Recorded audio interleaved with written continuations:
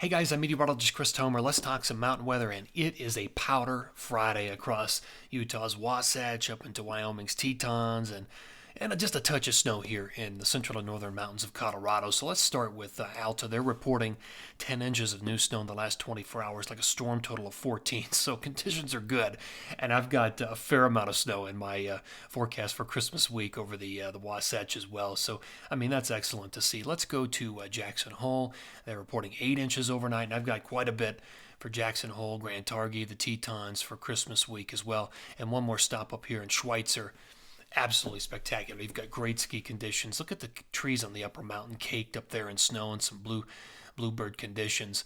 I've got a lot of snow, hefty snow for Schweitzer for next week, and I'll be looking at all of that. All right, let's jump to the big picture here. So this is the big satellite picture, infrared over the Pacific Ocean. And you can see the storm track. There's the red low that moved through Utah, Wyoming, and now is sliding through Colorado. And then you can see there are low pressures stacked up behind that. Another one getting ready to move into the Pacific Northwest, and then there's another one even behind that. So we've got action, and these are going to take us all the way into next week. And what's going to happen is I'm going to show you here on this model perspective, they're going to start to stack up off the west coast and then blow precip into the interior. So let me transition over to, here's the GFS interpretation of the precip where it's going to be blue as snow. Let me move into Saturday morning. Nothing for Colorado, Wyoming, Utah, but look at the Pacific Northwest. That storm I showed you is already hitting there with heavy snow, volcanoes, cascades, interior BC. And also look at the blow-off into Schweitzer and to northwest Montana. All right, Sunday morning right here. That low, it kind of becomes elongated, the precip does, into Idaho and western Montana. Still snowing over parts of Oregon. This could be pretty good for Bachelor. All the way into Washington's volcanoes as well. So there's Monday morning. All right, let's go into Tuesday morning. Look at the low sitting off the west coast. Now starting to blow precip into Shasta and Tahoe. That's Tuesday morning. Here's Wednesday morning. Here it comes.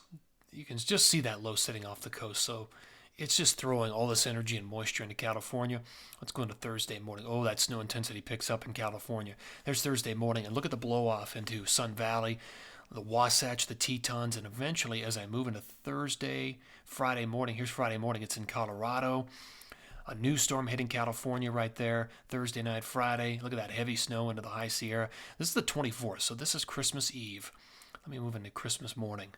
Here we are, Christmas morning. Look at that. That storm is now throwing snow into Utah's Wasatch, the Tetons, and into Colorado.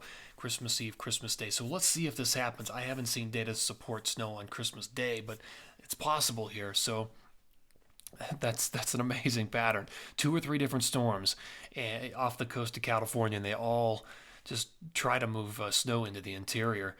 All right, let's look at the totals here. This is phase 1, so today through the 20th. Most of the accumulation is up in the Pacific Northwest, interior BC, western Alberta. So let's move into phase 2. Now this takes us the 21st through the 26th, so it covers all of Christmas. Look at these numbers. 2, 3, 4 feet in California. That's not out of the question. With 2 or 3 storms lined up, I mean, you saw it's just like the huge pressure drops off the coast out there, and the jets just roaring in. Look at the Pacific Northwest. My goodness, if this plays out. 60, 70 inches potentially, the 21st through the 26th. That's an active storm track, folks. Look at Schweitzer, and I wasn't kidding. Hefty totals, 2 or 3 feet. I mean, and then look up into Fernie and Revelstoke, Panorama. 2 feet there for Jackson Hole, Grand Targhee. 1 to 2 feet over the Wasatch. Look at Colorado. Not bad, huh? And a lot of this is just blow off these West Coast storm systems. So we could be looking at 3 to 11 inches potentially across all mountain zones right there in Colorado. So looking very good. I've got a plume set up here for Loveland.